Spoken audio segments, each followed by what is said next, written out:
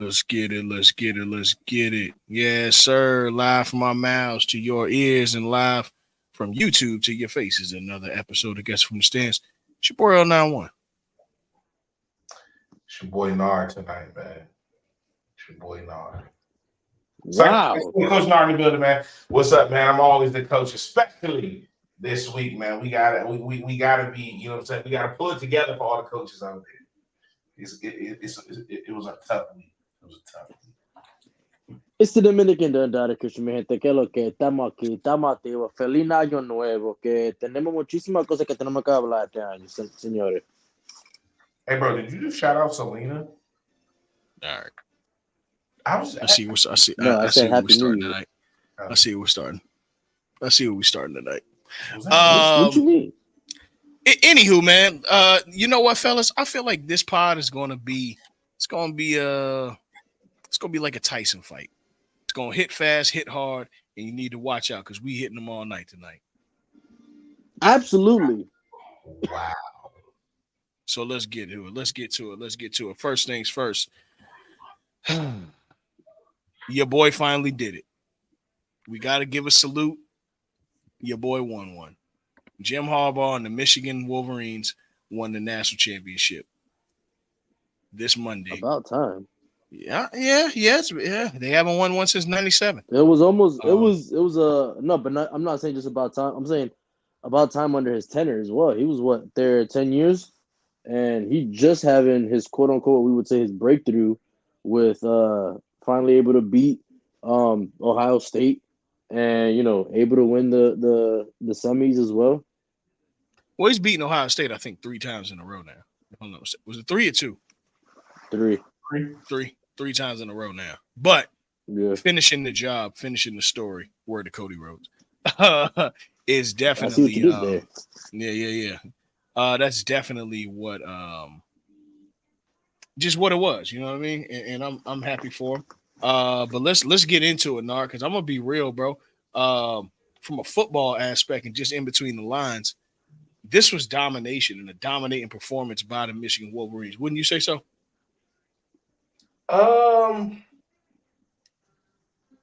Okay. It's a two-way sword, right?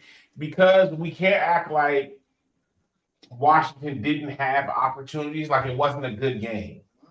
You know what I'm saying? I feel like we did have a good game, especially early on. Overall, Michigan looked like the more dominant teams in both playoff games they played, though. If that's what you're alluding to. I don't feel like they dominated either game, but in a weird way, in 2 good games, they look like the most dominant team. And, it's funny because to me, and it doesn't matter because they won the national championship, but the glaring thing about it is obviously J.J. McCarthy isn't who Jim Harbaugh acts like he is. Because if their offense was better with that defense they had, they would have beaten the shit out of a lot of people. But that's part of being a team. You have to have both sides not in order to win, you know what I'm saying, because they had enough offense to win, but in order for it to be those dominating performances like we've seen from Georgia before, like we've seen from Alabama before, like we've seen from Clemson in other games, like we've seen from Ohio State championship games, all of those teams that I mentioned had both offense and defense. And while Michigan does have enough offense that can get into, undefeated in the Big Ten and against 2 big opponents because of how great their defense is, yes, you know what I'm saying? But I feel like Michigan left a lot on the table as far as even being considered one of the most dominant teams we've ever seen, because that's an absolute no. But this playoff, they looked dominating in close games, which is weird to say, but it's because of how great really their front 7 is. It's fucking ridiculous. Right. I understand what you're saying on that. I think that domination is perspective, so most definitely. But because I think in order to dominate a game, you have to. What was they won in overtime against Alabama? What was the score of the national championship game? 34-17, I think. Yeah, 34. And it wasn't some of it in garbage time though. Nah, not necessarily. I think because I fell asleep on it was 17. It was 34-13. No, I think it was. So that's a 21-point victory. Yeah, that's a nice one. That's a nice one. Yeah, it's a 21-point victory. And Washington never was closer than 10 the whole game. Michigan quarter by quarter. Within 7 because remember we were like we got a game. They have to be within 7. Yeah, they scored. So first quarter it was 14-3. Then it ended up. I'm sorry. Yes, you're right. The second quarter it ended up 17-10. Then it was a stalemate at 3-3. Yeah, it was a stalemate at 3-3, and then they finished the floodgates, or they opened the floodgates on in the fourth quarter with a 14-0 fourth quarter. Their defensive line, I would say honestly, probably had their best performance of the year. And you know who? Because it's one thing to frustrate somebody like Jalen Milroe like they did in the semifinals, right? And Jalen Milroe hasn't been the example. Hold on though. Hold on, wait. Let me finish my point. Hold on, wait a second. But they didn't rattle Milroe. Milroe was the only reason that game went to overtime. They fucked that offensive line up. It had nothing to do with Milroe. Right, but that's what I was getting to. Was being able to hold him under 200 yards passing by attacking that line the way that they did, and they did the same thing with Washington. I'm saying that their approach to how they dominated that was clearly one in the front. And you know who reminds me a lot of somebody? Y'all see the same thing. Mm-hmm. That dude Miles Graham, the D tackle, he reminds me a lot of Christian Wilkins when he was at Clemson. Undersized, but quick as fuck on his feet. Yeah. Gets in the backfield, makes short tackles. You know what I'm saying? Like you said, almost will drop down to that Mike linebacker position almost if need be and shit like that. Like he'll kind of play the field where he needs to. But and also his rush game is ridiculous. Like he's so fast off the ball, it's crazy, bro. He's so fucking fast. And also he's not gay like Christian Wilson said. So that's true. Because the end of that national championship game, that shit was down wild, bro. He not doing split. I'll never let his ass live that shit down. Dabo probably looked at him like, what the fuck, boy, this is a Christian, well, it ain't a Christian school, this is a Christian school. You know, he reminds me just a lot of him from being undersized, very strong, quick at the point of attack. Like, no, I ain't gonna hold you. Michigan had a defense. You know what I'm saying? They had a defense this year. They did. And Donovan Edwards, where the fuck did he come from? Pissed me off. I mean, they did shit all season. No, but as a collective, they have been number one, they've been in the top 5 in defense all year. Their defensive line specifically. I thought someone was adding so.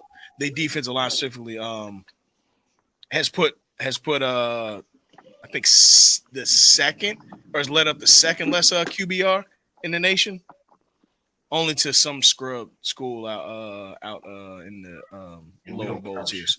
Yeah, no. But as far as like the Power 5, yeah, they had the lowest QBR allowed in the nation. I mean, shit, they really got after it all day, bro. They've disrupted offensive schemes all year. Because remember, bro, the early test was, and you got to call it a test because it was what it was, them going 5-0 against Maryland. That first, because Maryland offense went to Tagovailoa. What's his brother name? The other one. It's Talia. Yeah. The second Tagovailoa. He was out there airing that bitch out. And the way that they have played just solid defense all year, have really pressed the ball, would stop both your run game and your pass game just by how fast their athletes are off of that ball. Like, bro, them boys really be moving their puppies, man. And I got to give credit to Harbaugh. And real talk, this defense that he played all year reminds me a lot of that 2012-13 Niners defense. You know what I'm saying? Like this is very reminiscent of that.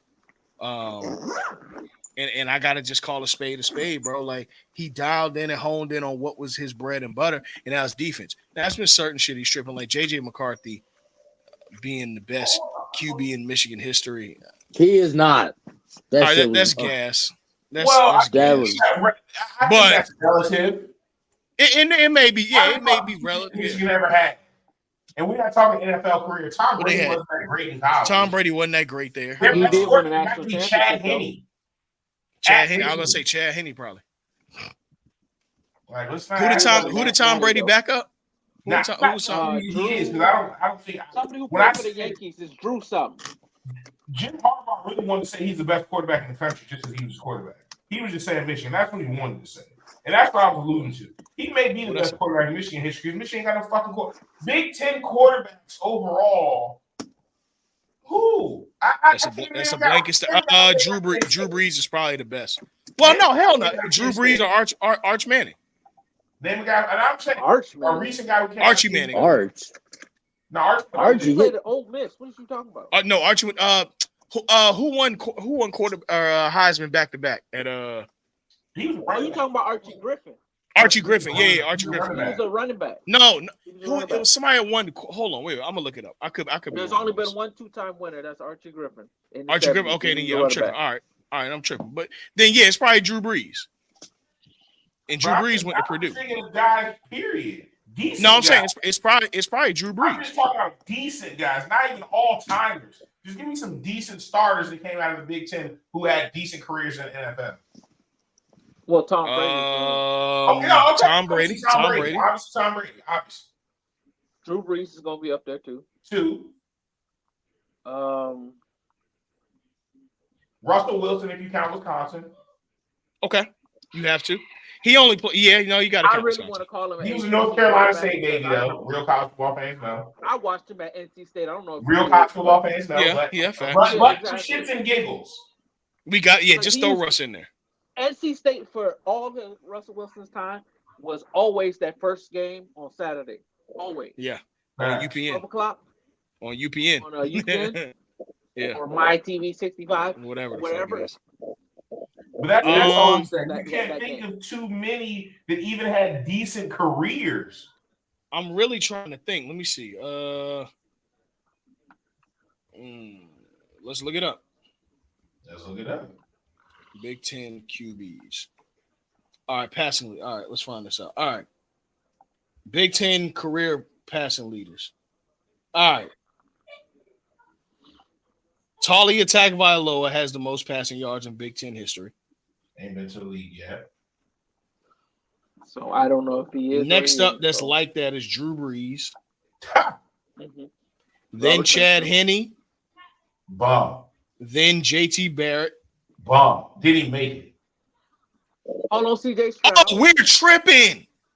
Kirk Cousins. He went to Michigan State. We are tripping.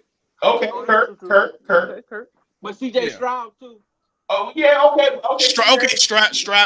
Yeah, Hey, look, the year that he had, look, fuck it. So we He's got an all-time 5? rookie year. I'm not counting that next one. Hell no. That was crazy. You don't want to know the name. Trust me. Who? Kyle Man, Orton. go ahead, say that. Kyle? Kyle Orton. Oh, fuck. I told you ain't want to know. Look, he's so bummed. The first thing in my mind is Orton. We recognize Randy. Hey, you heard Yes. me? You say it again? I said he's so much of a bum. When you said Orton, first thing in our mind was only Orton we Randy. recognize is Randy. Yeah. Oh, man. RKO. Jack Trudeau. Okay, so we can stop. Hey, you want to know what's Getting the funny? deep cut. You want to know what's funny? So CJ What? Stroud is number 31, and then Antoine Randall is number 38. God damn, I forgot. He wasn't even a quarterback. He was a quarterback. In the league. I mean, Yeah, but I'm saying, yeah. That's how, yeah. even though he used to throw the hell But out that, the so, quarterback but or look something. though, and then when you think of a conference like Pac-12 got hella quarterbacks. Come on, and that's not even fair. USC alone ain't SEC fair. on the low got hella quarterbacks. SEC on the low. I want to see the all-time SEC. Well, you know Matt Stafford, he gonna be up there. Cam had an NFL career. Yeah, well, Cam did bounce around too. Big 12 got some Wisconsin. quarterbacks too now. Yeah, Big Hold 12 on. definitely does. Oh, you won't guess who's number 1? Tim. No. Who? SEC? Shit, you wouldn't guess who's number 3 in the Chris SEC. Lee. No, he's number 5. Not Tim. Number 1. Greg McElroy. No. Hold on. Jalen Hurts? Older or younger? Yeah, our age. Oh, okay. Matt Stafford. No. Tua. Mm-mm. No. You're close. Jalen Hurts.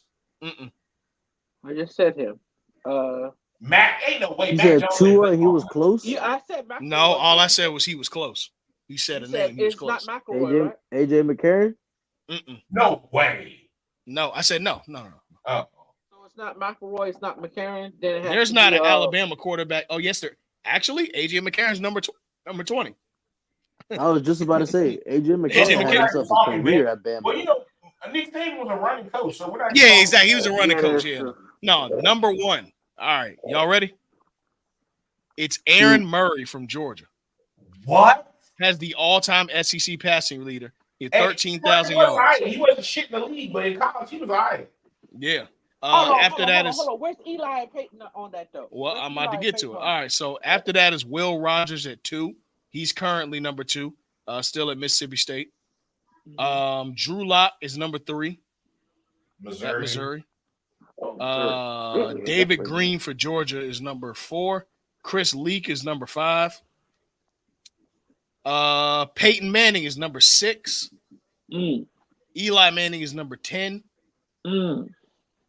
Dak Prescott is number 14. Tim Tebow's 17. Rex Grossman is 18. AJ McCarron's 20. Jay Cutler is 23. Joe Burrow. You went a little too far. Joe Burrow. Joe Burrow's 24. He didn't 24. play that long. He only played he only played 2 years in the he only SEC, played though. 2 years. So, yeah. Bryce Young is 28. Damn, Bryce played 3 years. Fuck on. Oh, but on 2 of them he really played. Johnny Manziel is number 35. But he also scrimmaged for like 5,000 yards. So you can't. I mean, he also ran for 5,000. So. And Stafford is 37. That's crazy. Yeah. But then again, Georgia wouldn't do it. Well, I mean, Georgia was doing something. Georgia was always like. They had no Sean Moreno. Yeah. But back to the Natty, man. Jim Harbaugh. See how irrelevant Michigan is? We just got on a whole tangent or something. He won. Well, I don't want to shit on them in their week of glory because they definitely won. So Shout to the we gotta call it what it is, bro. They had an amazing season, 15-0. Bro, y'all were all up the Patriots' ass during Time out. Wait a minute. Hold on for a second. Let me pause you there. I hear you. But if I run the tape back, you are one to say, bro, everybody does it. It's not that big. Hell nah. Like, you literally said it on here. Everybody ain't get suspended and win a national championship. Yeah, you said his dumbass just got caught, but you literally said everybody does it. Everybody does it. You just assume that. You said that.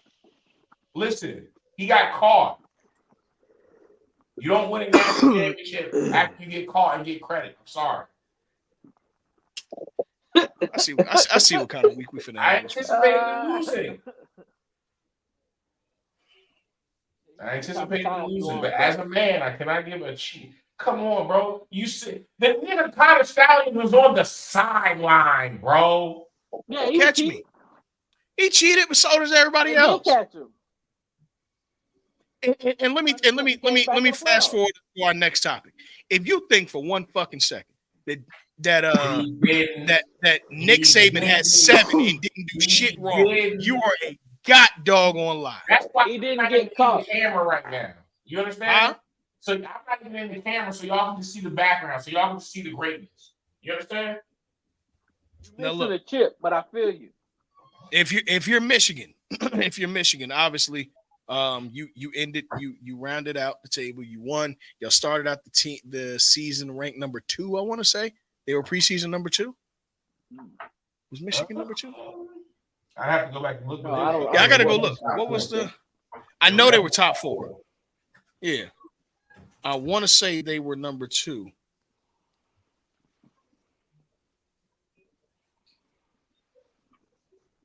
Preseason rankings in college. Week 125 poll. Michigan was. I hate when they do all these damn. Come on, bro. Michigan was number. God dog it, bro. They killed they have made sports websites so hard.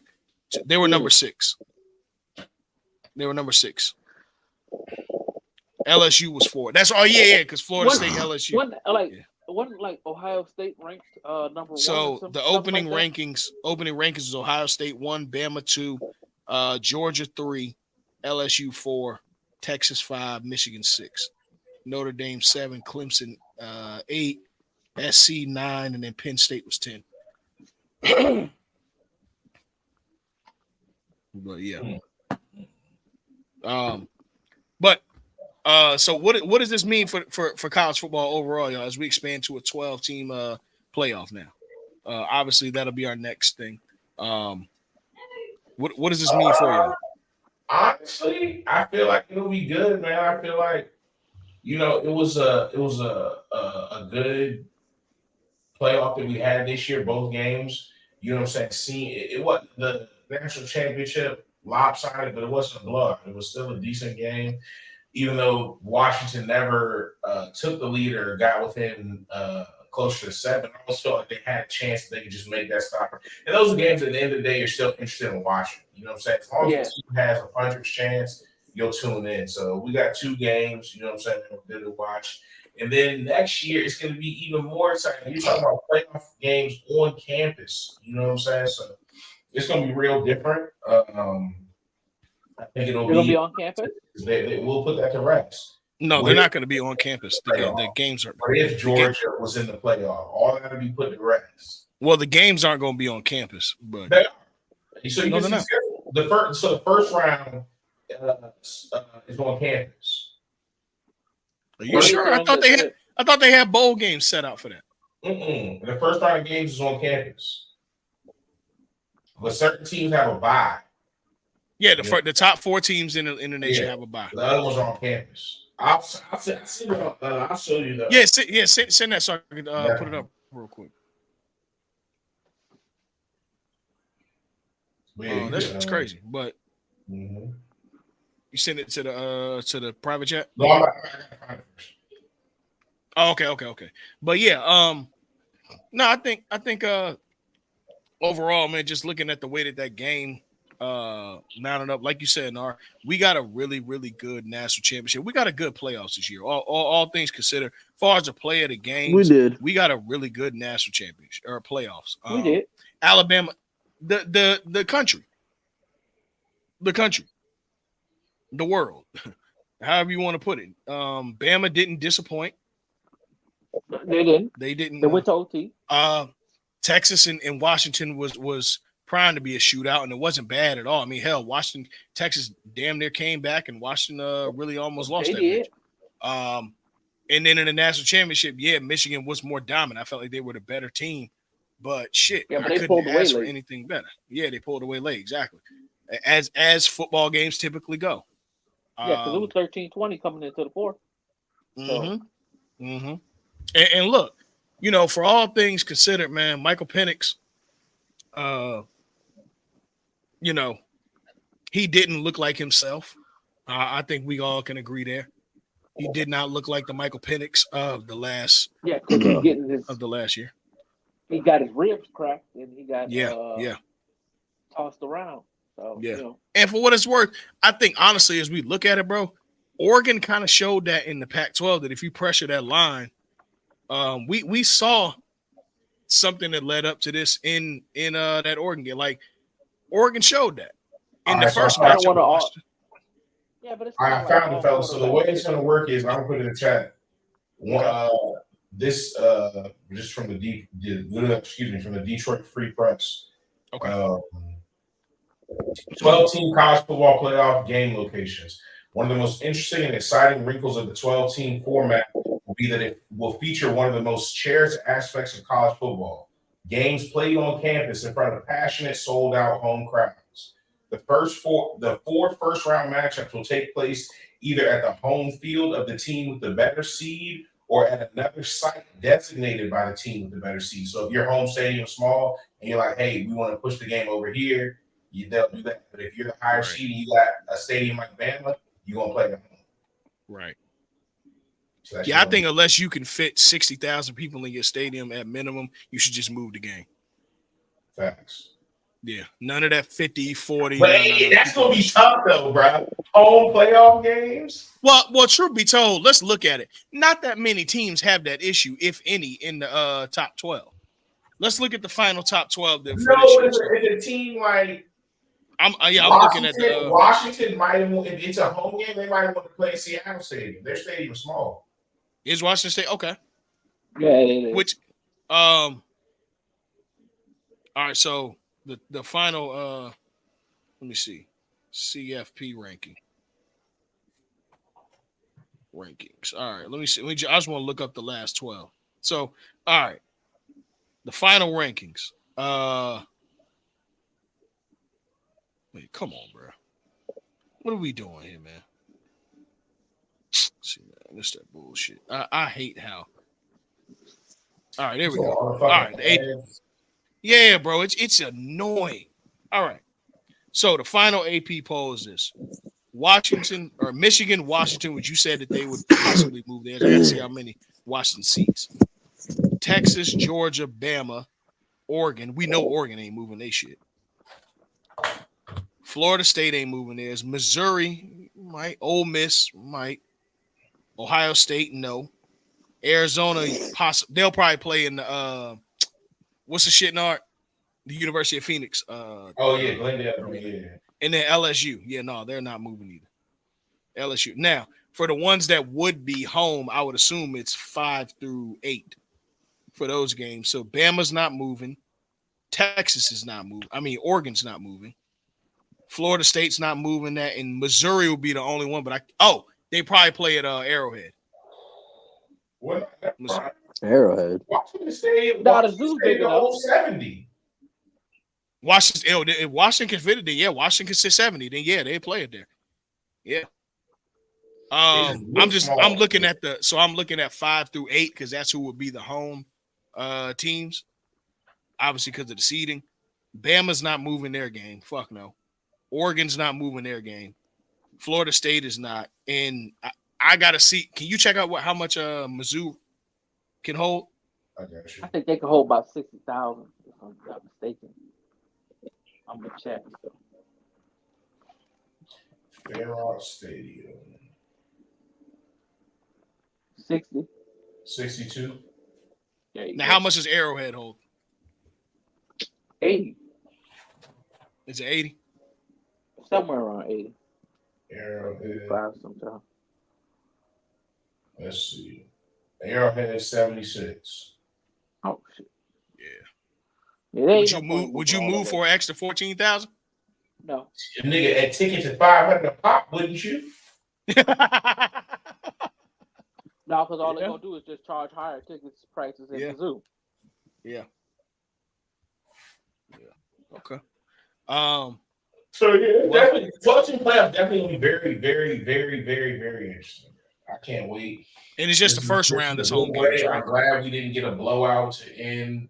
I mean, a complete blowout both games to end this play. Well, in all 3 games. You know Sean, can we stop complaining about that? For real? What? Can y'all stop complaining about the blowout last year at TCU when Georgia came in there pissed off because they didn't know Ohio State was actually like that? Bro, was that the only blowout we've ever seen in the CFP history? Fuck no. No. Now they got 65 to 7. We've seen a bunch of the average win in the national championship was 17 points, bro. And this one was what, 21? So I mean, I was giving not that far. Yeah, it ain't that far off. No, but my complaint was everybody complained about TCU, but TCU earned the right to be there because they won their first game. They beat Michigan. So I know. I'm just saying. If you're gonna throw TCU out, you got to throw Michigan out too. No, I see. I'm not. If it was a semifinal game, then I would be more. You know what I'm saying? To my point, I understand they won their semifinal game, so you can't argue about them being in the national championship. I'm not saying that. I'm just saying I'm glad we didn't see some shit like that again. No, I get it, But it Yeah. just got annoying to me over the whole course of the year. Everybody complaining about it. I'm just voice my opinion on that. Let Just me ask y'all this about this game. The way that Michael Penix played, does this turn either of y'all noses down on his draft stock? no, absolutely not. Nah. Well, maybe the only caveat I would say is the little injury bugs that he had. Because remember, in Indiana, he ended all 4 years in Indiana, or not 4 years, but all the years in Indiana with a major injury. So him Yeah, no, with the he's a ribs, gamer, bruised bro. ribs or whatever that happened to him in the middle of the game or at Yeah. the end of the game, that might make me take a little pause. Can this guy hold up through an NFL season? But aside from Yeah. that, no. Yeah, I'm looking now. I mean, he still had 255 yards, 1 touchdown, 2 picks. But he threw the ball 51 times. Like, good lord. He's a Mm-hmm. workhorse. Yeah, he definitely Hey, is. well, Their offense runs through Michael Penix. And that's the very way much so. they got a nice running back. Excuse me, fellas. They got that nice running back. He got hurt, remember, in the Texas Second game. quarter, And he in got the hurt Texas one. early on in this game in the first quarter, really after the first play. So that kind of slowed down the little bit of change up that they had. So, of course, he was going Right. to throw it 50 plus times.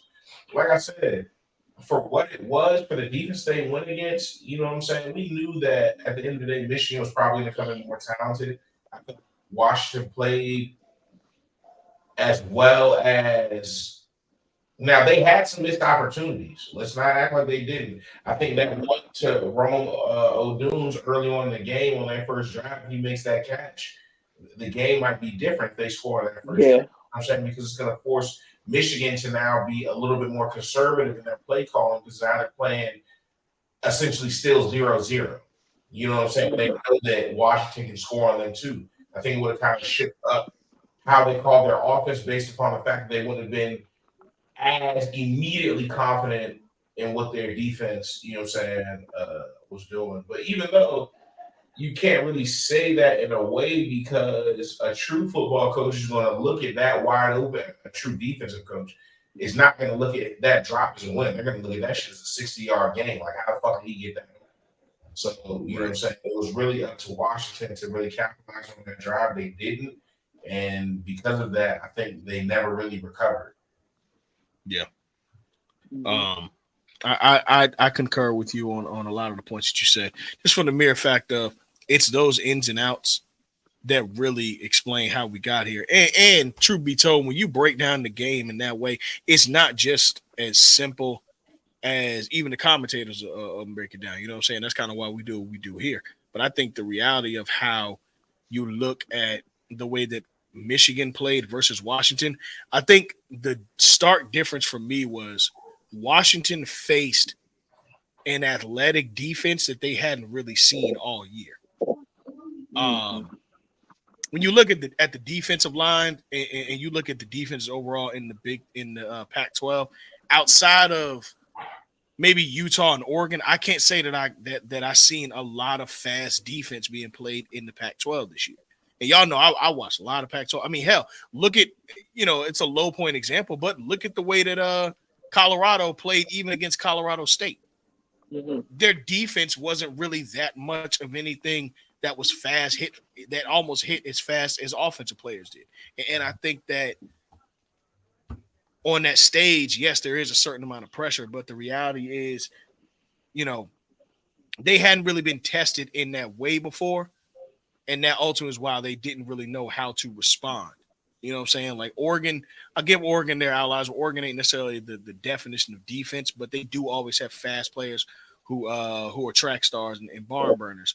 But the difference is playing that on the front seven versus having your secondary play like that. If I'm making sense to y'all, you know, Mm-hmm.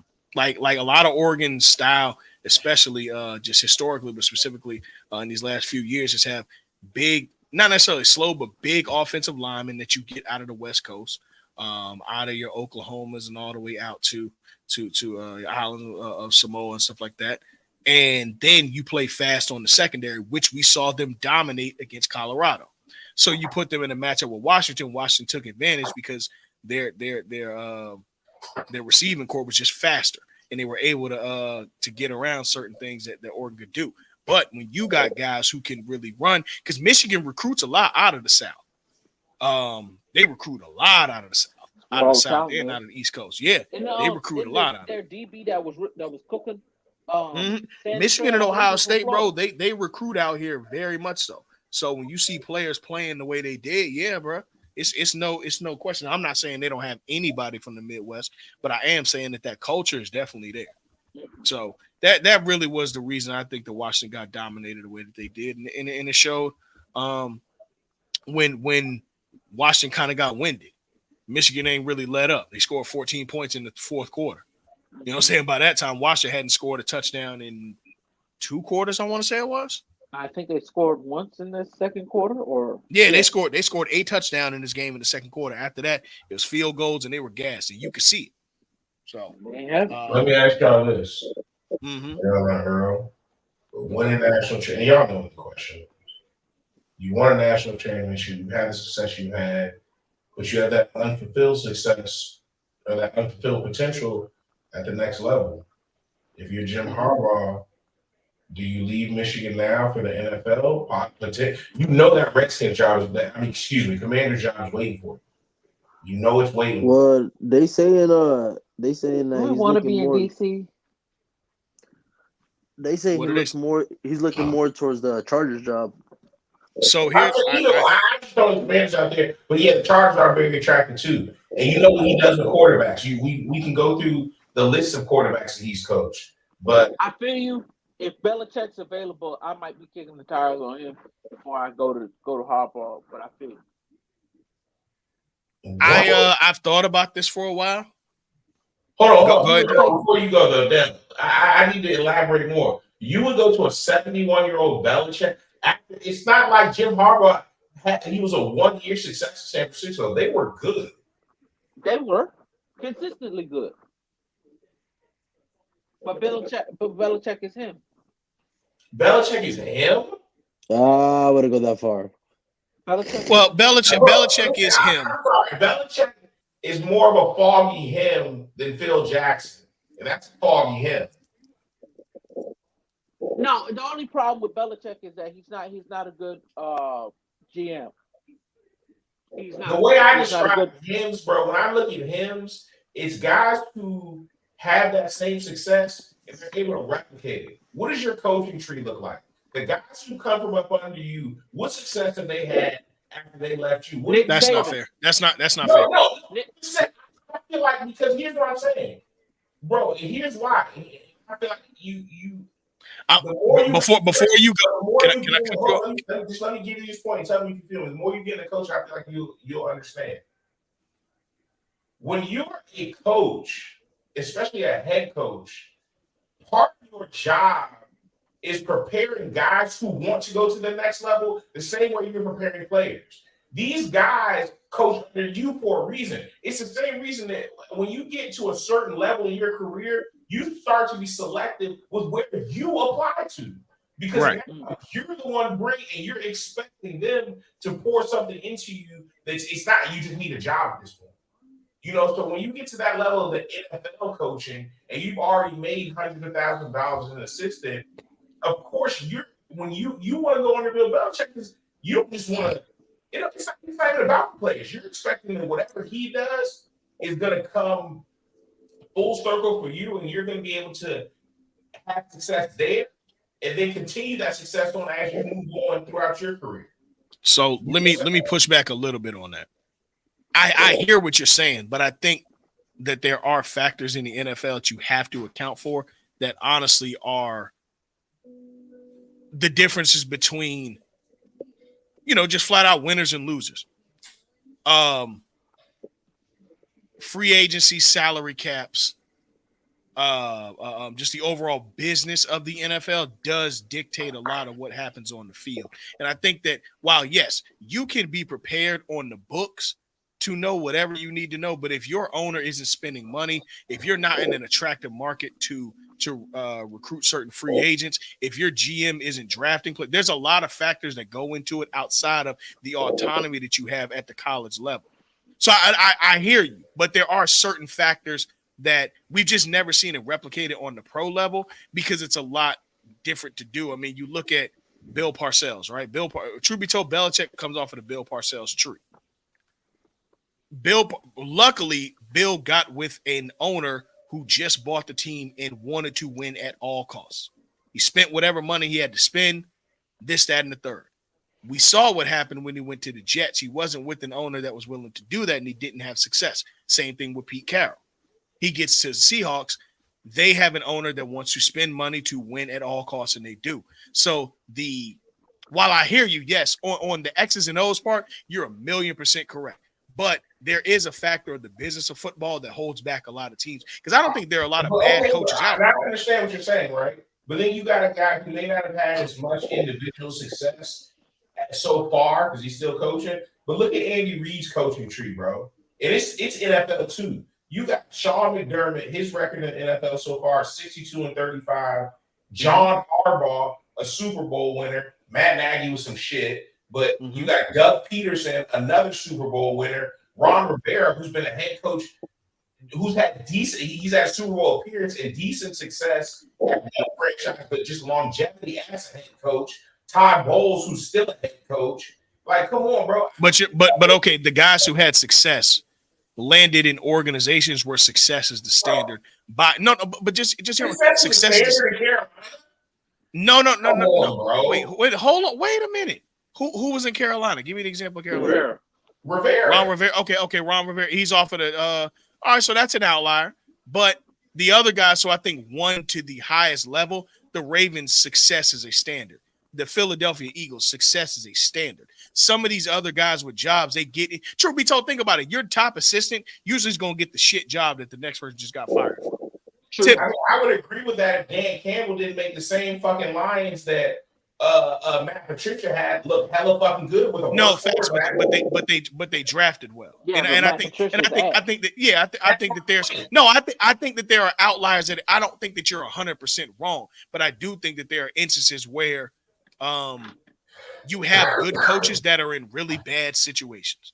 And that happens more times than none because typically good coaches get bad teams to coach and are told, here, we fucked this up, you fix it. And you had 2 years to fix it. Well, look at the Broncos. Look at the Broncos after fucking whatchamacallit.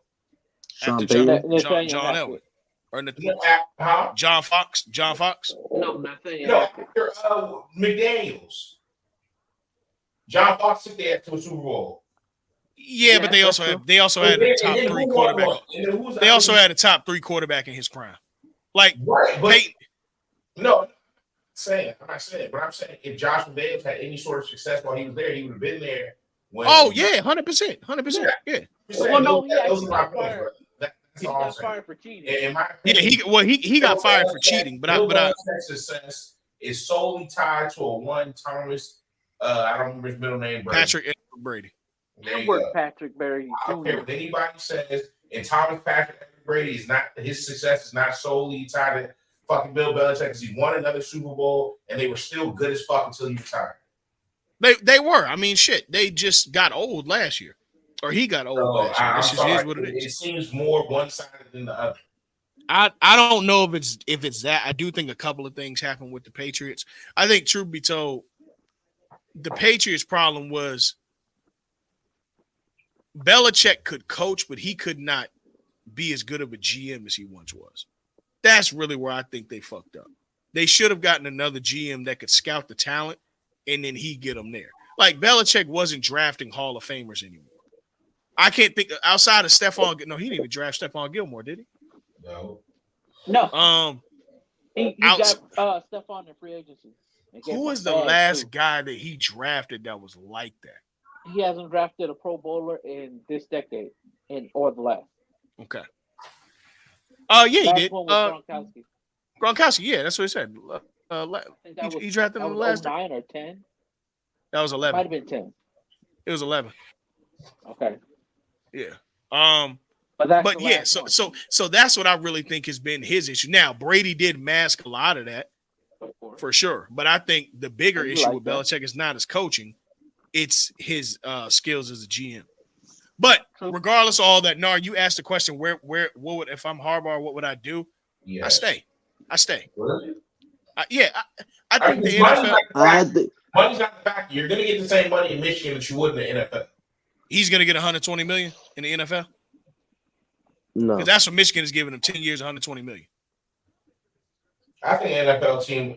I think an NFL team will push towards that. Honestly, Push towards I don't think- I don't think- 120 I don't million. I think a team like the Commanders with new ownership, the hype around that, to build around Would pay that, a bring to the coach city, 120 million. I don't think he gets. I Would don't pay think he a gets coach paid. 120 million. I don't think he gets paid the 120 off rip. Bro, listen. The reason why is the new ownership is trying to make a shakeup, bro. You know what I'm saying? They want to bring not only butts in the seats, bro. They're trying to. Could you imagine the landing of a national championship winning coach who's already had success in the NFL?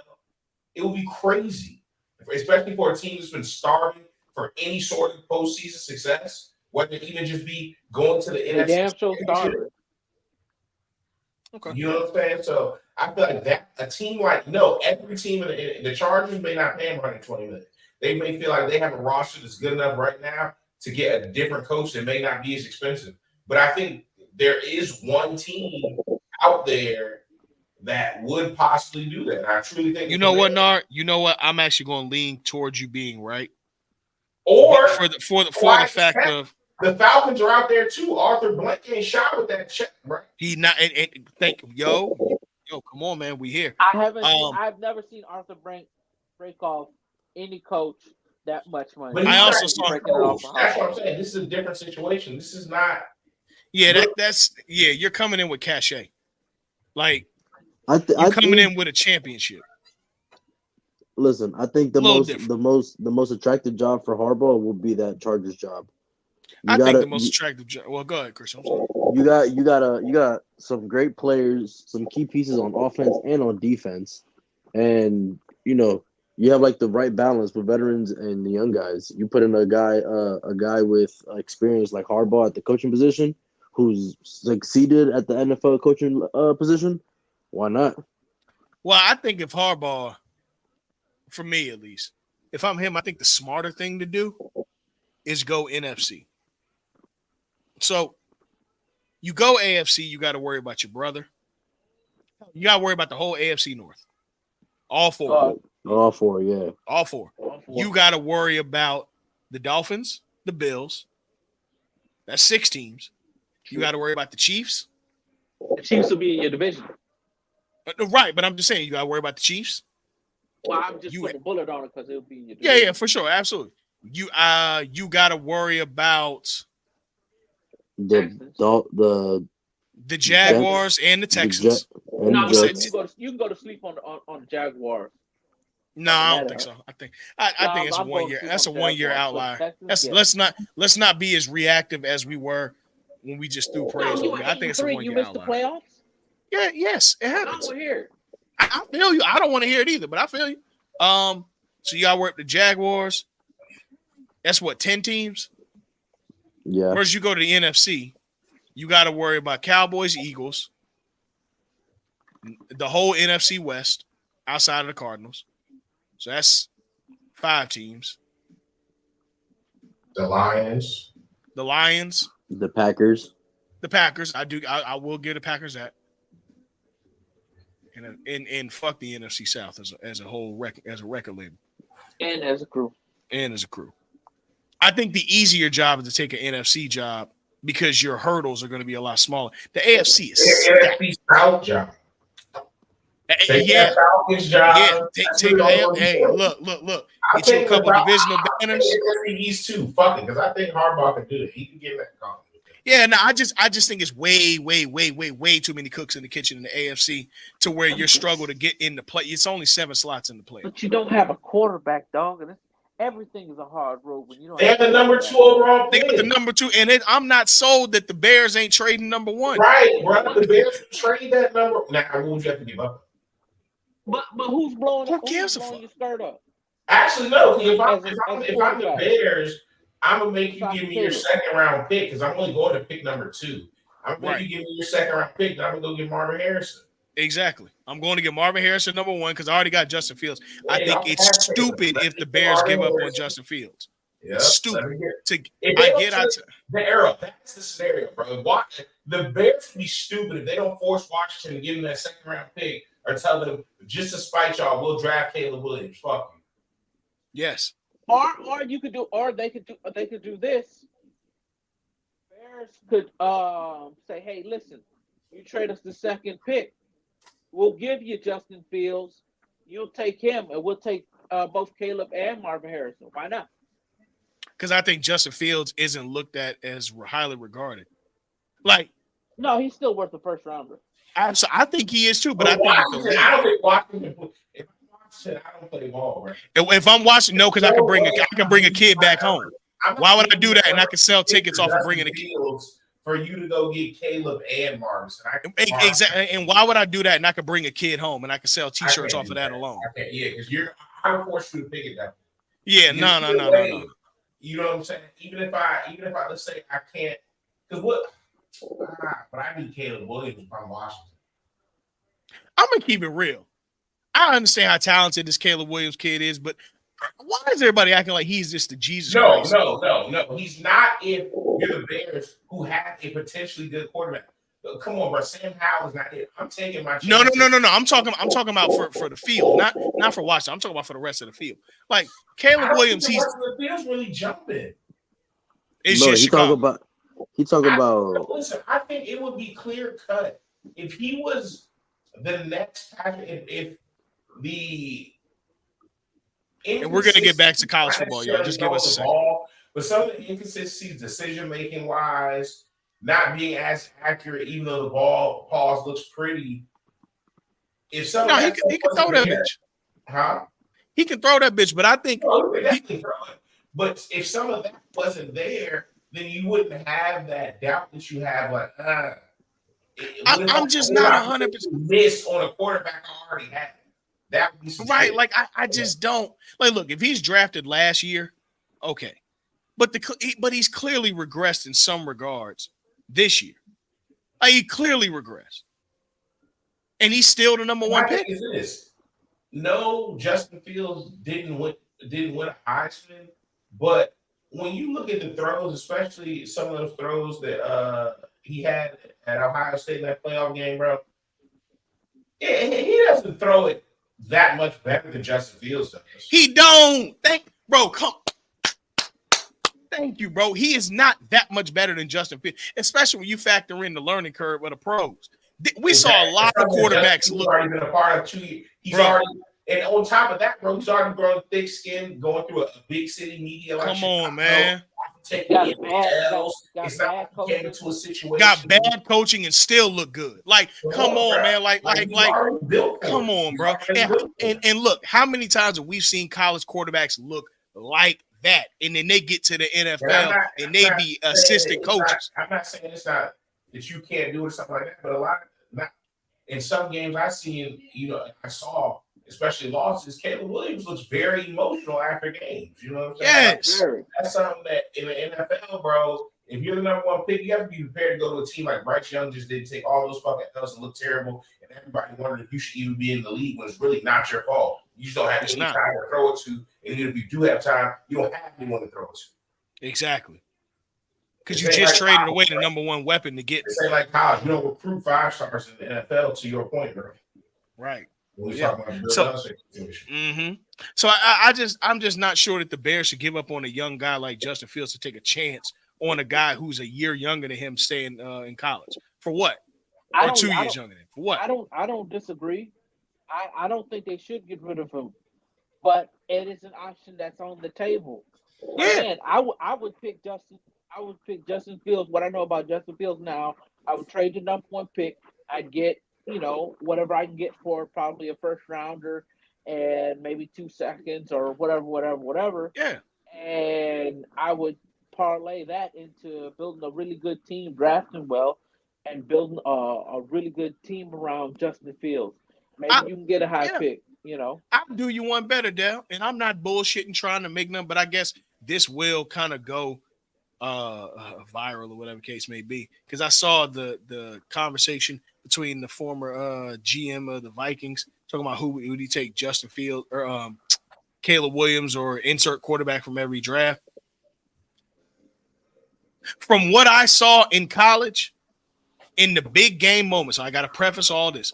Caleb is more talented, but I feel like Justin handled the bigger moment better than Caleb did. One, Justin got to the bigger moment. true. Two, Justin Fields never looked or rattled or did a lot of high risk, high reward bullshit in college. And yeah, Caleb looks prettier, but if you asking me for what we're trying to do to build a winner, I don't give a fuck about pretty, even though Justin Fields does play the game very pretty. I fuck. Look, if they don't appreciate you in Chicago, my boy, Pittsburgh, baby, my boy, come on. And you know, All you crazy gotta do though, is pay him his fourth year, I believe. the first three teams in reality in the draft don't need a quarterback because we're talking about that, but could potentially draft a quarterback with the Bears, Washington, and New England. With Now, if I'm New England, out of New England, the Bears had a chance to do some funny shit. What if they traded the number 2 pick to rack up on some extra shit, and then traded the number 2 pick to New England for the number 3 pick? hey, if I'm New England, I'm selling the statue that Tom Brady will get to get that number 1 pick. Now, if you're New England, yeah, you need Caleb Williams. That's a fact. That's a fact. You need his ass for sure. What do you think? Well, we don't know who's going to be their next head coach, but you know. Yeah, but we're going to get to that in 1 second. Are you're trading that pick guaranteed to Washington? Yes, I'm trading that pick to whomever can give me the You're King's ransom. Yes, okay. I'm drafting Marvin Harrison at 2.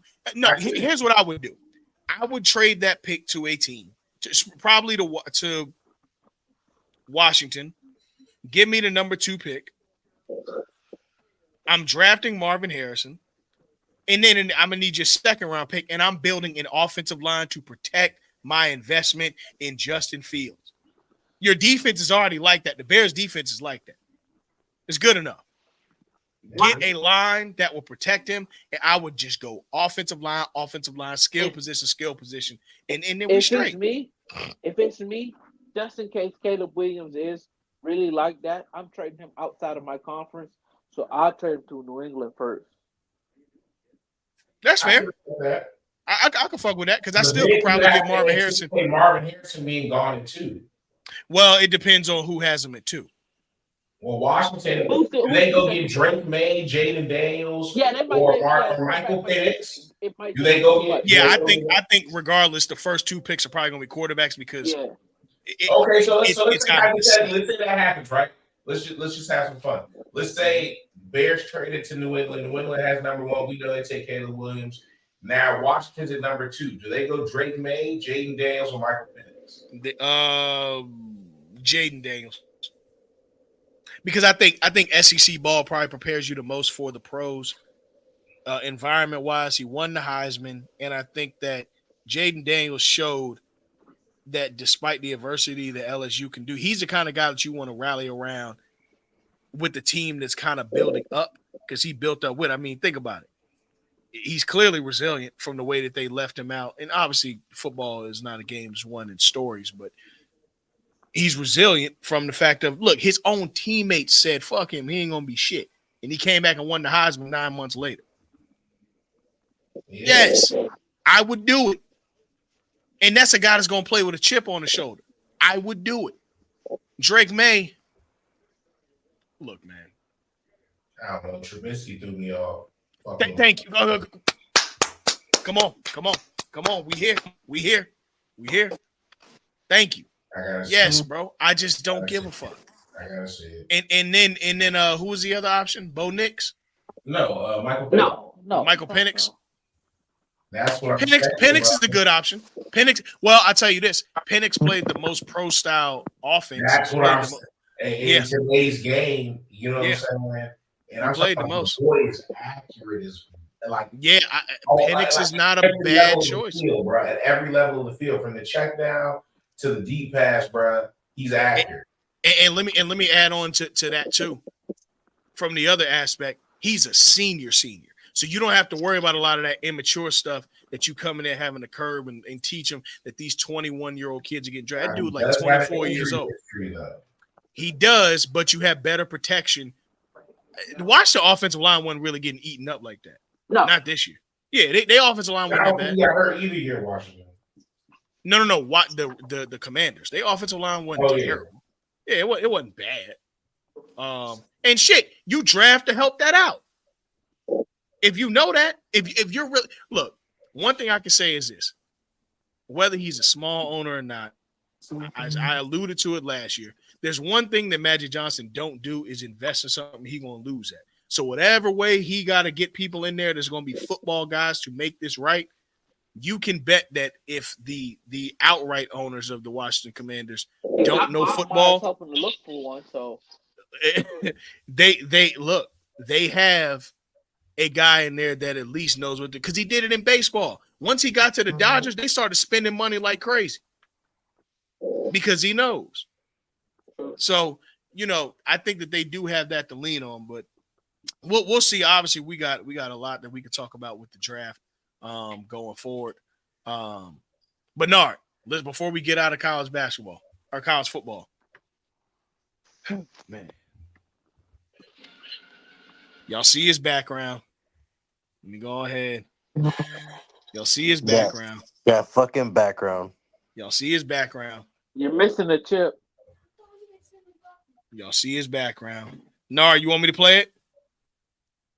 You don't have to play the fight song unless you have a no. Huh? I got you. How do I say goodbye to what we had? I thought you was gonna do end of the road, but okay.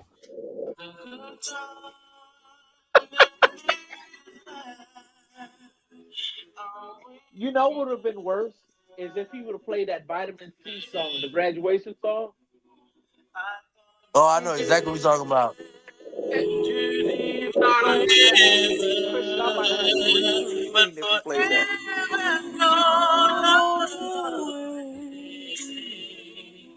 It's so hard to say goodbye to yesterday. Bro.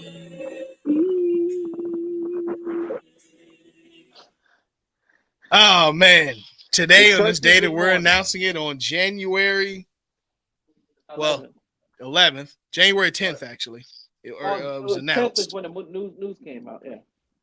Nick Saban has decided to step down from Alabama as the all-time winningest coach in championships in college, I believe. Yeah, 7. And he's retired. Nard, he's been the blueprint and inspiration of you wanting to be a coach. So I'm gonna let you have the floor. He's Timothy. He is Timothy. No slander will be allowed in this segment. We're not doing that. Not to the greats. Not to the GOAT. Period. He is the greatest college football coach ever. He is one of the greatest football coaches ever. It's unquestioned. Ever. 7 of them things. 7.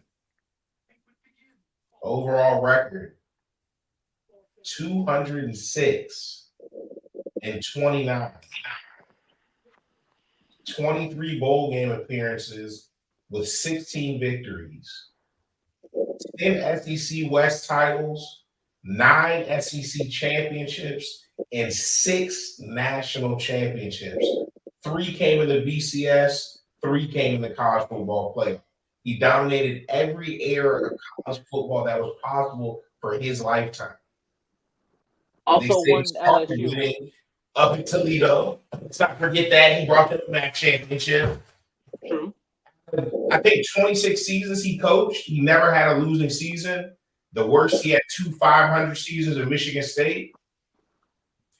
From 2008 up until his retirement in Alabama, Nick Saban's team spent all or part of each season ranked in at least the top 4 of every poll. From 2008 until he retired, every single season. Mm-hmm. When we talk about greatness, a lot of guys would have thought that, well, how did Alabama win? It was running. Yeah, of course they ran the ball. But what did we know Alabama for? That fucking defense. True. And when Kirby Smart would have left, you would have thought that it all left with him as a defensive coordinator. When you saw the success that Georgia was having, you would have thought that's what everybody was saying. Alabama's broken up. Can Nick Saban do it without Kirby? They built it together. That bull still brought home championships, one of which was against Kirby. The man is the greatest coach to ever step on a college football field. To do it at a time where recruiting was at an all-time high. This is not recruiting anymore. This is not what they're doing. This is not recruiting. When it was about the success that you've had and the potential success that you can bring to this kid, not only at your school, but when he leaves, this man did it and did it against the best. I'm looking for the stat of the exact number, but he has more wins. And here's the funny thing. Everybody talks about the national championships, the victories, this, that, and the third. Alabama during his tenure has more wins against ranked teams than any school in college football history. So we're not just talking about somebody getting 5 stars and they have the best team. They're just beating a bunch of cupcakes 12 games out the season every year. No. He has the most wins against ranked teams in college football history. You put the best of the best out there, and they're going to lose to Nick. That's how it went. That was his career. They never lost. Not a single one of his teams since 2011 lost more than 2 games in a regular season. No 3-loss teams. Do you know what that is? 10 wins every single year. You can bet on it. There's not a person who came as a freshman that left as a senior that hadn't won a national championship.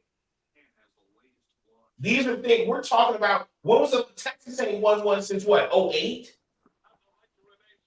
06, 05, 05. Since what? 2001? 2000? Was it 2000? Was it 2001. Texas 05, Miami was 01. So we're talking about this man has classes. Some have 2. But if you've been there 4 years, you got at least 1. That type of shit is ridiculous. And honestly, I promise you, if Kirby Smart didn't start out the role that he has already started on, I would think that we never see it again. But I do believe that Kirby Smart is just of that ilk.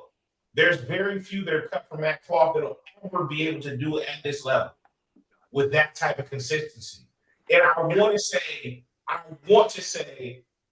that we'll never see another Nick.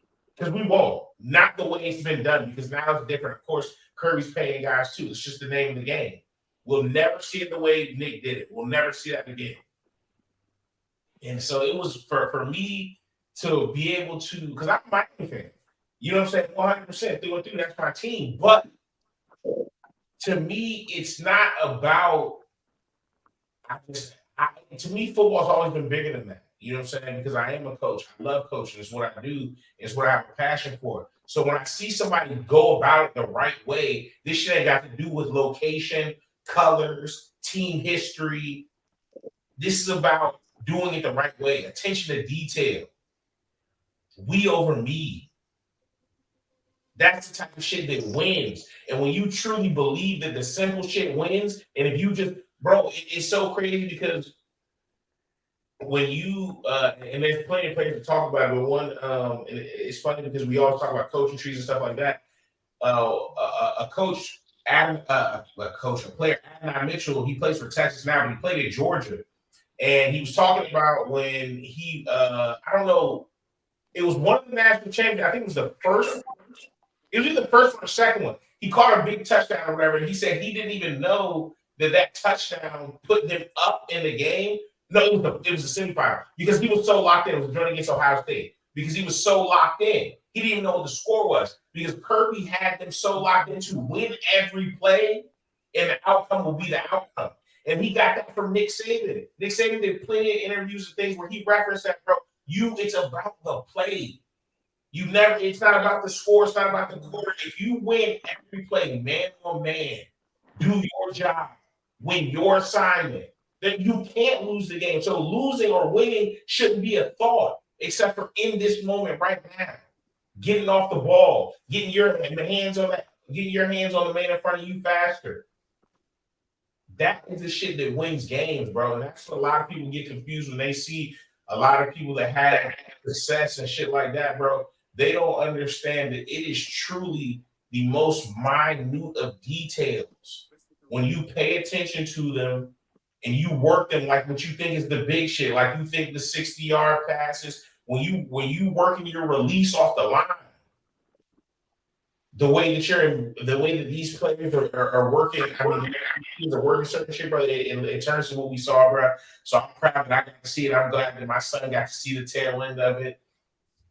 And we ain't never gonna see nothing like it, bro. And it ain't never gonna be, bro. You expected Alabama to win. I don't give a fuck what nobody says. I don't give a fuck who was good that year. You expected Alabama to win the SEC, and you expected them to win the national championship up until the fucking 3 zeros on the clock in the fourth quarter, and they lost. Then it was like, damn. But then that next season, you know who we thought was going to be number one again? Alabama. And you know what probably happened that year if they lost the year before? They probably won it. That's just the way that shit went. You know what I'm saying? So shout out to him for doing it while he's in good health, understanding that at that time, it's just not for him anymore. He didn't want to push the envelope. He said this season for him was a grind. And somebody said, I put it in a group chat with some of the guys I coached with, and one of the coaches said, when I put that he retired, he said, Alabama's just not the same anymore. And I said, bro, imagine being so good that you lose in the national championship semifinal, a 14 playoff, and they say you just ain't the same no more. You know what I'm saying? So shout out to Nick Saban, bro.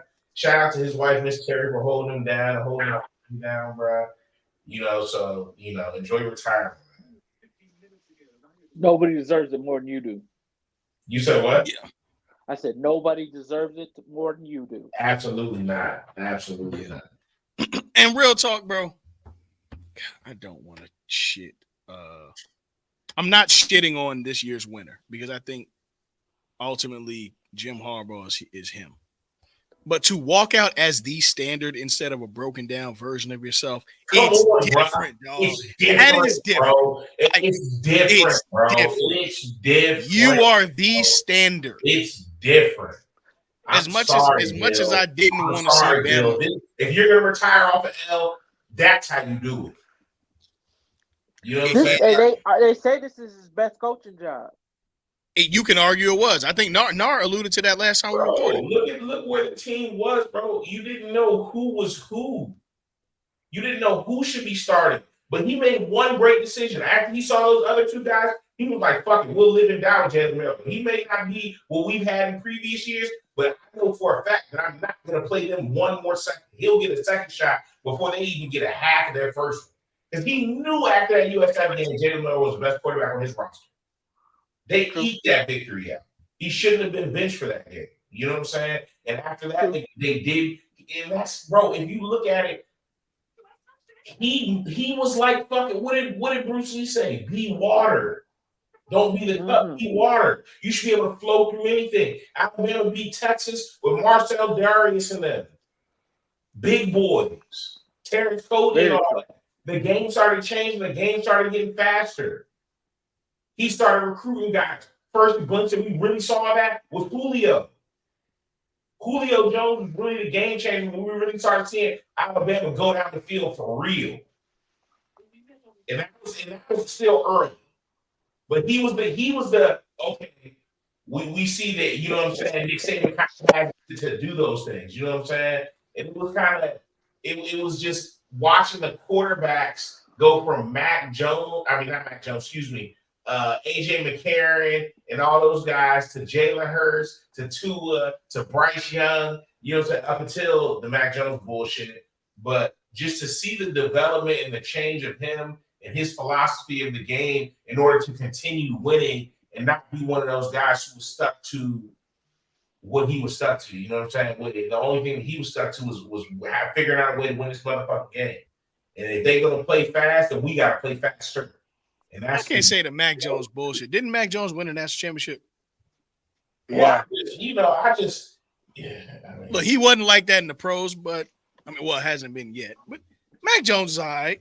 Okay. I think that's his. I think that's the Bill Belichick doing. Didn't he? Wasn't he a Pro Bowler his second year or some shit like that? Yeah, they won the. They went to the playoffs and got stomped. Yeah. No, Mac Jones, all right. But I get what you're saying. It was a little bit of a dip off in talent. I get that. That being said, yeah, I think Nara put it perfectly, bro. There's really not nothing else that need to really be said. He walks off. You just think about the great throw. Think about the run that Urban Meyer had. You know what I'm saying? Think about the run that Dabo had. Well, hold on. Let me pause you there. Let's talk about it. You can argue he disrupted what would have possibly been an Alabama dynasty of Florida. Think about it. He beat them boys, right? In the 09 SEC championship, beat them. And then after that, Cam Newton transfers, which halts everything, and then Urban Meyer retires, and Florida ain't been right since. That's one potential dynasty he knocked down. Facts. Then he ended Mac Brown at Texas. That's another notch. Then he ends Les Miles at Texas or at LSU. Ends that bullshit run that Auburn went on. It ends the Auburn shit, which although Auburn was always a thorn in his spine, I ain't gonna say that. But that's a rivalry game. That is But they never won the SEC West after that again. After which year? Cam. Auburn? Yeah, they did. When did Auburn win the SEC West? They went to the national championship, against Florida. Florida State. Oh, yep, that year. Yes, sir. Yes, sir. That's more line. Yes, sir. And they won it in 2010 with Cam. That's what I said. No, that's what he was talking about. He was talking about the Cam year. And I think they won it that year they played UCF in the Sugar Bowl or some shit. Because they played in the SEC championship and Bama got up. Something like that. It doesn't matter. He ended that. While you look that up. Let me see. What else happened? I'm just thinking about all the runs. Florida State's run. Well, they didn't ever meet, but Urban again at Ohio State couldn't sustain, and Bama had always been there. Oh, let's not forget his biggest rivals since he's been there, who were also on his staff at one point. He stopped the trains of Lane Kiffin and Jimbo Fisher while he was there. Let's not forget he did that. And then you could say his most formidable opponent has been, has been the student and the master thing with Kirby Smart. Facts. Yeah, which Kirby's the only one that really pushed him there. But yeah, that motherfuckers really came through like Thanos, man, and just took shit over for the better part of 20 years. Shit, he got to Alabama literally going into the second half of my junior year in high school and was there all the way till I'm a dad of 2 and married in my 30s. And he's been kicking ass. Yeah. Shout out to him, man. That's true. Shout out to him. He's literally it's probably the greatest coaching performance of our lifetime. Absolutely. I'm thinking, hold on. Yeah, between him and Belichick, yeah, they're the standards. Yeah. So, salute to the GOAT. I think that there should be an award named after him, but I don't know what award you would name after him because how the fuck do you measure that greatness for a single season? What the fuck do you put? The national championship trophy after. Can we talk about the lineage and the tenure of just all world players for a second? Yes, absolutely. We talked about it in the group chat, but I just want to kind of bring the group chat to the people. For sure. So they did a Nick Saban's all-time offense and all-time defense. I'll name off the all-time guys, and then we'll go on the list of some of the guys who didn't make it. So receivers, they have Julio Jones, Devontae Smith, and Amari Cooper against across the offensive line. And left tackle R.J. Smith, left guard Chance Warmack, center Ryan Kelly, right guard Barry Jones, right tackle Alex Leatherwood. At tight end, if you don't remember O.J. Howard, how he used to do things, boy. O.J. Howard, QB, they got Tua, running back Derrick Henry. Nick Saban's all-time defense. At free safety, they got Mark Barron, strong safety Landon Collins, C.J. Mosley, at the outside line, at left outside linebacker Dante Hightower, at one of the inside backers Rolando McClain, who was so much of a dog at the other inside linebacker, and then Will Anderson, who's the rookie out of Houston doing his thing, but is obviously one of the Alabama greats at the other outside linebacker. Quentin Williams, another young player, D tackle. Marcus Spears, who actually played for Nick Saban at LSU, not Alabama, but Jonathan Allen at the other D line, Minka Fitzpatrick at the corner, and Dre Kirkpatrick at the other corner, which is very arguable because if you look at here's some of the guys who did not make the list. All right, you got Jerry Jeudy, Reuben Foster, who was a pure animal. Patrick Surtain, Calvin Ridley, Reggie Ragland, Courtney Upshaw, Trent Richardson, Matt Wilson, Trey Dupreece, Mark Ingram, Najee Harris. Let's keep going. That other list. Brian Robinson, Xavier McKinney, Jahmyr Gibbs, Jonathan Michie, Irv Smith, Jamison Williams, Landon Dickerson, Raekwon Davis, Marlon Humphrey. Oh my goodness, bro. It is so Josh Jacobs. Richardson. Yeah. Bro, when I said Josh Jacobson. Oh, you did? Oh, the other Josh Allen. Well, I don't know. Jalen Waddle. Oh my goodness, bro. Yeah. Basically, I got 3 letters for you. NFL. All right. That's what it is. It is the pipeline to the NFL. Yeah. He's different, man. He's different. I would want no other coach in history leading a team out to battle. I would want no other coach leading the team out to battle in the college football realm other than Nick Saban. That's it. Put him against the field. We'll be back soon to talk about recruiting and, so on and so forth as we get into it. And, just real quick, who do y'all think replaces Nick Saban at Bama before we get out of college? That is a very good question. I have no idea. Maybe Landon, maybe Landon said he's not going. Landon just landed a commitment from Evan Stewart, who's the number 1 wide receiver in the portal at Texas A&M. Who, if y'all remember him, he was the number 1 wide receiver in his class 2 years ago. What about Norvell? 2 years of eligibility remaining. I don't think Norvell goes.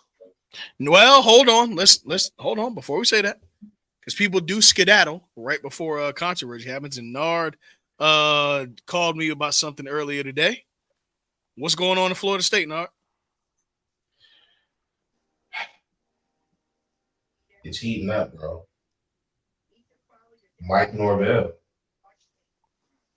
may be on his way out. He's currently the betting favorite to be the new head coach at Alabama.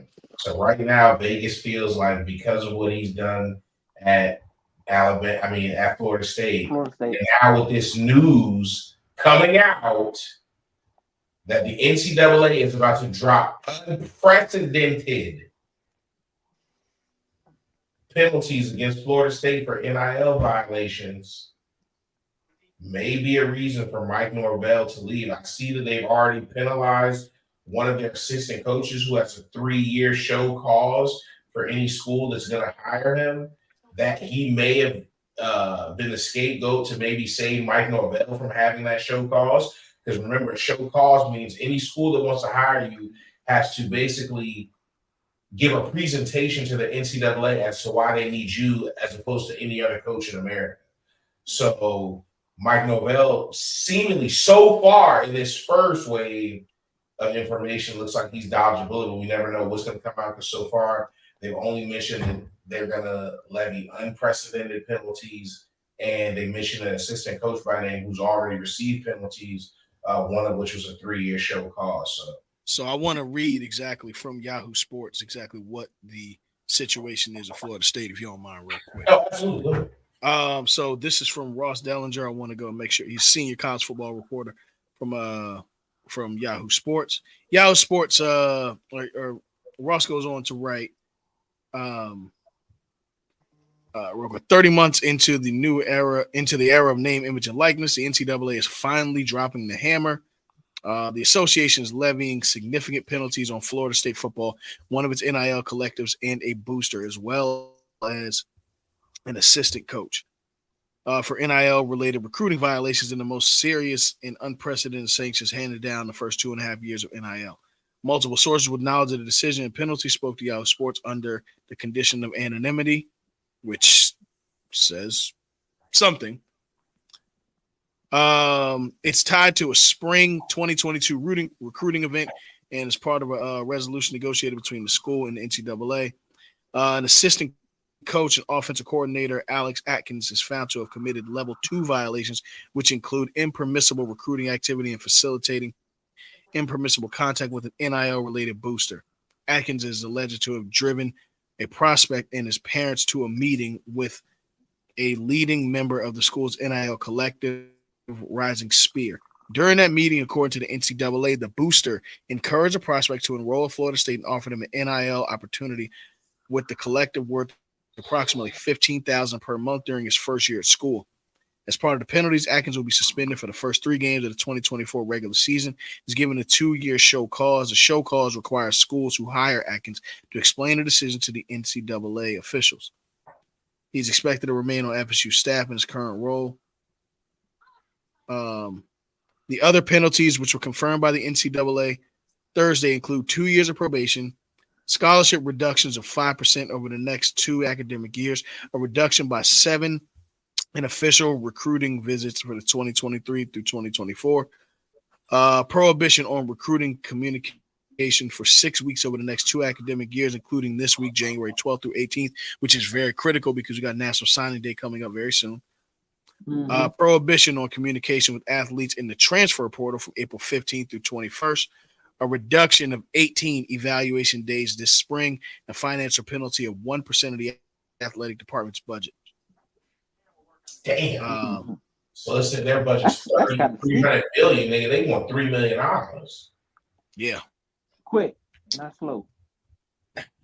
Hey, and you know, a big one is going to be the postseason ban. That means they can't go to the C.F.T. for 2 years. Well, they're not postseason ban. What'd you say? What was the first one? Scholarship reduction. The first one was 2 years of probation. Oh, okay. Probation just means you can't fuck up again. So yeah, exactly. I thought you said it in postseason. No. So with this, Mike Norvell does have. Can you go to the postseason on probation? Yeah, absolutely. Yeah, probation is basically you're under, like you said, you're under watch. You're on your first strike. So what you can't do is pretty much fuck up again, or now you're talking about outright banning from the postseason or disqualified. Yeah, Christian, what are some of your thoughts on the sanctions levied down on Florida State? Oh, we gotta see, bro. Yeah, I'm not. I don't. Because according, oh my bad, I didn't mean to cut you No, off, no, but go ahead. NCAA probation notice for Oklahoma State in 2020, it says the penalties related to this probation include a 1-year postseason ban. So it's like you got to see what the probation penalties include. Right, but I would imagine that if it were postseason ban, that would be included in this Yeah, article with them probably, having yeah. broken down everything else. Postseason would have been included in there. I just heard about the sanctions like probably 2 minutes ago when like somebody two here. no like 2 hours ago before we started recording. I didn't even know the sanctions were going on until I saw the alert and I was like, oh shit, what the fuck's going on there? So I don't know much. I don't know much about what's going on with FSU right now. Yeah. But that being said, man, I mean, I think overall, I do think FSU is being picked on. But what are you gonna do? We'll see. I mean, hey, look, don't be so wild with it because you're not supposed to tell him to recruit to the school. You're supposed to offer him a deal wearing a Florida State shirt in hopes that he's going to come there. Right. Yeah. Now, obviously, we know how this is going, but yeah, for sure. From what this one tweet said, it's like they're trying to make an example so people, I guess, start to do it the right way. But I mean, hey, I wonder who tipped him off. I don't know. I think as more unfolds over the Unless next the few kid weeks, ended up not going there, he just said something. Yeah, it could be. I don't know. Well, we'll see ultimately what happens. Let's go over to the NFL. Let's get back to the GOAT again. The GOAT in the NFL. Coaching, yeah. In coaching, Bill Belichick has decided to amicably part ways with the New England Patriots. 24 years, 6 championships. I think 19 division titles. I want to say. How many division titles do the Patriots have? Individuals. What the hell? Yo. I just saw it too. I mean, Patriots. Let me see here. The Pats have how many divisional titles? I'll tell you. They have 11. 22. 22. 22. In that time, there was 18 divisional championships. That's 18. Yeah, 18 division and during his tenure. And of course, once they got to 10, they should have put a hit out on Belichick. Yeah, man. Not like a real hit, like murder him, but just like a baseball bat, and you mess his knee up bad. Like a loan shark, man. Like a loan shark. Yes. But I do think that there's something to be said about that. I mean, I know that, despite the Tom Brady thing, still, man, the level and the model of consistency for one guy at the helm, you got to salute that kind of admiration or that kind of job that he did, honestly. And it's an admirable thing. I mean, shit, he's a consummate professional, has been the standard for coaching in the NFL. Hell, truth be told, him and Nick have kind of, and they are friends, and we know that to be a fact. They've had each other's Nick back. comes from his coaching tree. Yeah, Nick does come from his coaching tree. He actually learned under the Belichick tutelage when he was with the Browns, correct? Yes, sir. Yep. Yeah, when he was with the Browns. Mm-hmm. Yeah, so I mean, shoot, again, like you said, Nard, that coaching tree earlier. That coaching tree led off 7, huh? That's one nigga. I can't hear you. That's one guy. I mean, that is the guy. Before that. That's the guy. He said he was a head coach before that. Don't do that, man. Goodness gracious. What? Don't do that, bro. Right, he was a head coach of Toledo. Won a MAC championship there. I think they went 14-0. Then he went to the NFL. Then he went back to college. But all in all, to you guys. Whatever. Yeah, I'll man. do I that. mean, he's got the highest postseason winning percentage at 638. He has the only undefeated 16-game regular season. He has the most consecutive division titles with 11 from 2009 to 2019. He has the most consecutive conference championship appearances from 2011 to 2018. The most consecutive winning seasons from 2001 to 2019. And the longest streak of regular season and playoff games combined from October 03 to October 04 was 21 games. He had the most wins in a 10-year period. He had 126 from 03 to 2012. And he has the most playoff wins. It's 37. So, yeah, man. That was Tom Brady. That's so disrespectful, man. Come on, bro. We talking about Bill. I can name 4 different. I can name shit. I might give him 6 different quarterbacks. Nick Saban won the national championship with 6 You're different. not lying. Did he ever go back to back, Nick Saban? Hell yeah. Which year? I can't remember. Was it? I want to say it Was it 11 and 12? 11, 12. But Yeah, I think. Was Yeah, it- I think it was 11 and 12. That was the McCarron year, right? hold on. Yeah, I think it was 11 and 12 went back to back. Yeah, it was 11, 12. Okay. Yeah. Okay, yeah. I think that was the McCarron year. Mm-hmm. Let me see. Christian, it is today that I learned you're a really big Yeah, AJ but McCarron. you only won one of them. That's what I'm saying. Even in the back-to-back, he had 2 different quarterbacks. AJ McCarron was 2012. I'm not a McCarron fan, but during that height of Bama football, that was all that was being played on Sports Center. You're not wrong.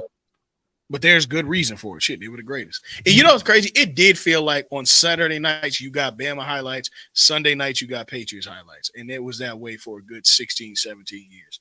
That shit is crazy. Shit's crazy, man. I mean, shit. We talking about 2 guys at the best of their game. You know, and I mean, shit. The Belichick tree. Let's go down it. Obviously, we have, of course, like we said, Nick Saban, but Nard don't want to count Nick Saban. He's on the tree, brother. He's on the tree. Let's see. Bill Belichick's coaching tree. You're right, Christian. AJ McCarron did win back-to-backs. Bull. Told you. All right. Let's see. 20 of Belichick's assistant coaches have become NFL or NCAA head coaches.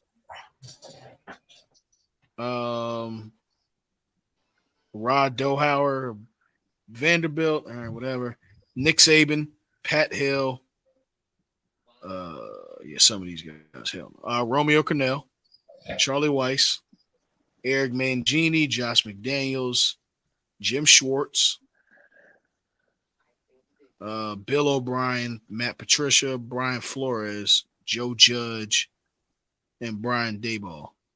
I thought Robert Salah was a Belichick guy. Maybe not. I don't think so. No, he's not apparently. But and He Jed came from Fish.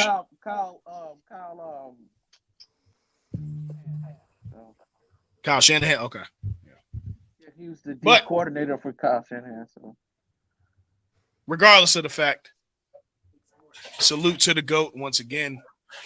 Salute to the GOAT, Bill Belichick. I know a lot of people are salty that Belichick is not salty, but a lot of people are saying, yeah, he's gone and all this other shit.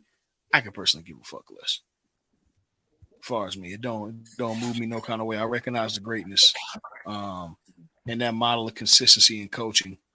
While, you know, some may not like it, hey, it is what it is, man. The man dominated. And there's a certain guy that's part of this podcast that talks domination and consistency, but he's quiet as hell today.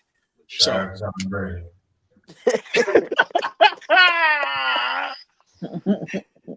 Never change, no, never change. All right, let's get to it. Let's close out on a bang. Oh, hold the on. playoffs. We ain't gonna put nothing in the F for Pete. Pete Oh got shoot! fired. Pete got fired. That's different. He didn't get fired. He got demoted because he's still with the organization. He's Yeah, gonna he's be still with the Oh, advisor. okay. organization. So they softly fired his ass. He's old. He old, Well, dog. No, I can't get. Listen, if you weren't gonna hang it up when you were trash, I'm just gonna let you continue doing what you're doing. He might take a job somewhere. he's taking a job with them. He's going to be with the No, I'm saying he organization. might take a coaching job somewhere. They gave him that job. He might take a fucking Charger job if he gets it. Nah, I think Chargers cool because he's 71. Even though he got all the 71, energy bro. in the world, he's still Yeah. 71. Or 72, I think. Matter of fact. Although, yeah, he's 72. Although,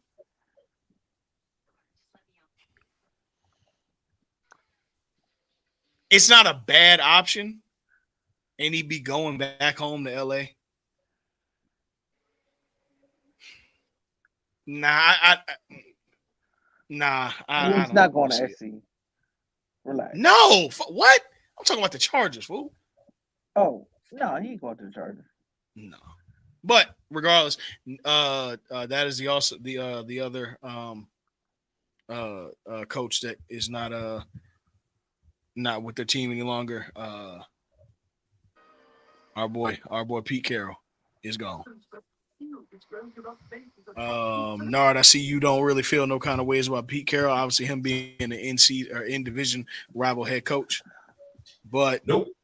he did produce one of the greatest defenses in NFL history with the Legion of Boom. You can't take that away from him. No, He did, even though he ruined it. They definitely had a nice little run in Seattle, but it wasn't nearly, as dominant as other things we said. It wasn't nearly what now? As dominant as other runs we've seen throughout sports, not necessarily in the NFL. Right. For sure. But I mean, I don't want to shit on him either. I mean, we are kind of. Do you think this is the end of the road for Pete Carroll? Yeah, y'all put his age out there. Yeah, I mean, who's gonna really? I mean, him, Ron Rivera, they're done. Oh yeah. Another one too. Ron Rivera was finally let go from the Washington Commanders.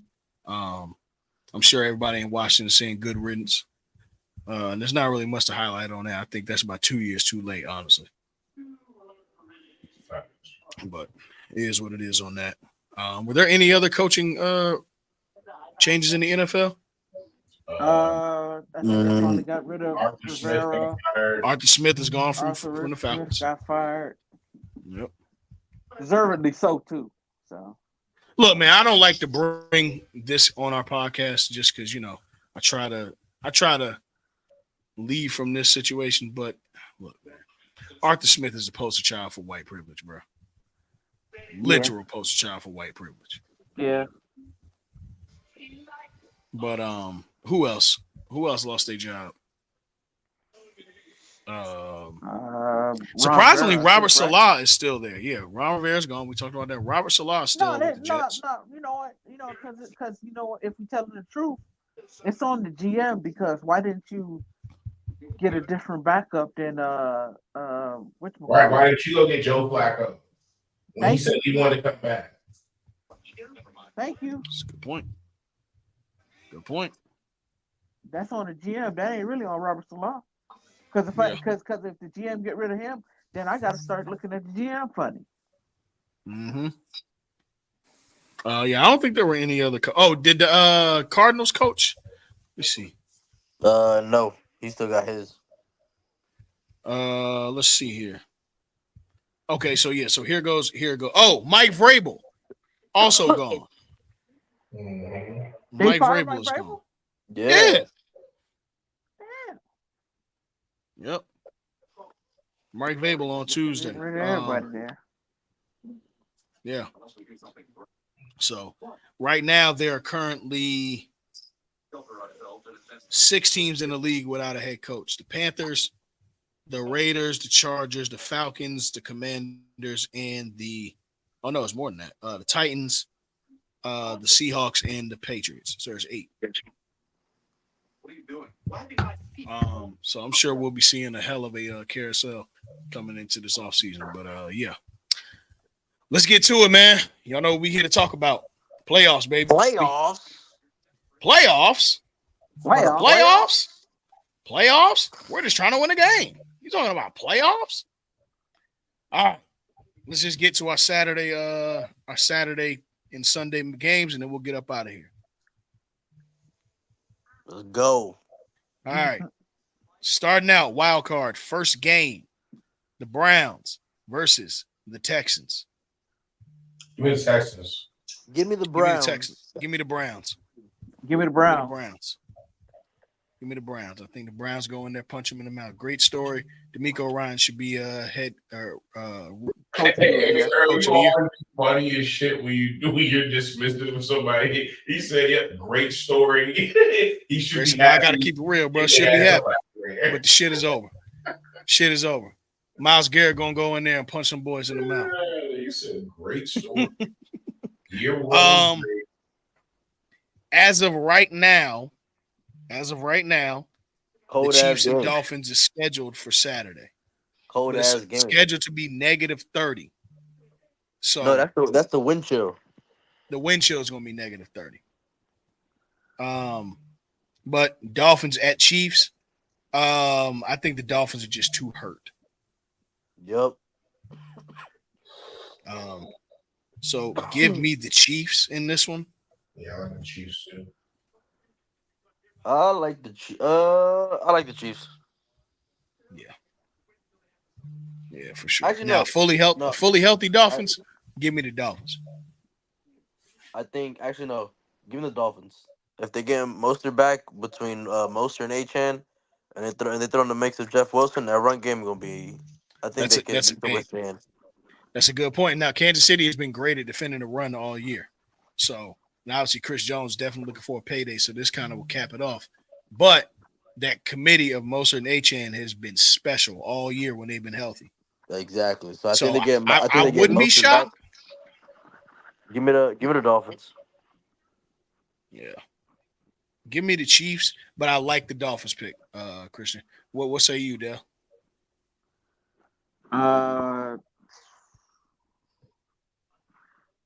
Yeah, give me the Chiefs. Okay. And Nara, you said the Chiefs as well? Yes, sir. Okay. Going to Sunday, 1:00, Steelers at Bills. I'm going to take the Bills in this one. I think the Steelers are too hurt. Yeah, absolutely. Losing TJ Watt, I think, is the final. Losing TJ Watt is the final nail in the coffin for me. Y'all don't have TJ Watt. Give me the Bills. Yeah, we lost TJ Watt to an MCL sprain No out pressure on weeks. Josh Allen. Give me the Bills. Mm-hmm. Joey Porter can't cover Stephon Diggs for 30 seconds. You got to get pressure on the quarterback. Give me Pittsburgh because I think Najee and TJ are gonna have themselves a game. I don't think Najee the who? TJ's not playing. TJ Warren. Huh? The run. Oh, TJ. Oh, okay. Was it Jalen Warren? Jalen Warren. Oh shit, my fault. I've been saying TJ.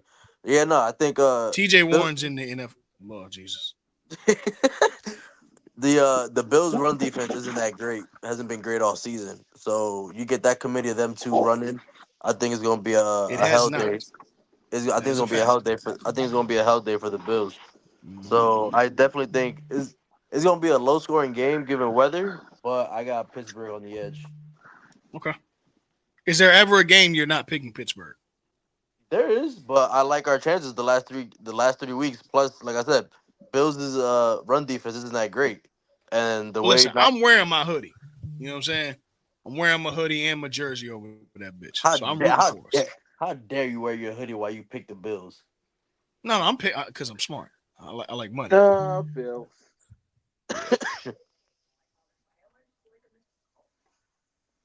Get paid on Sunday. Bills. Packers at Cowboys. Give me the boys. Do the Cowboys. Give me the Cowboys. Give me the Cowboys. Yeah. And probably my favorite game of the weekend, Sunday night football. The Rams are traveling to Detroit. Woo! You know what it is. As T Baby once said, "It's so cold in the D." Give me Detroit.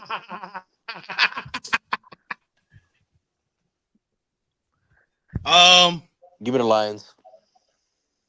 Give me the Rams. Ooh. You know I what like it is. Puka to go off. I think that I y'all do run too. game is some shit, but I like Puka to go off. Y'all got what's his name back, right? Cool. Cooper Cup back, right? Yeah, hell yeah. Yeah. I think Aaron Donald gonna put some pressure on that line still. And then Matt Stafford's gonna feel right at home playing in the dome, in his dome, the house that Matt built. So I'm give with me the Rams. He's And then on Sunday night or Monday night, we got Eagles at Bucks. Give me the Eagles. They can't fuck this up. No. There's no way they could fuck this up, There's right? no way. Right? give me No. the Bucks. Oh, okay. I think Baker pulls off the upset. Okay. Against Philly, I wouldn't be surprised. I Because wouldn't be Phillies look shocked. trash. But God, I want to pick the Eagles so bad. I want to pick the Eagles. I'm out of respect. I'll go with Philly, but I would not be surprised. Yeah, that's a fact. That's a fact.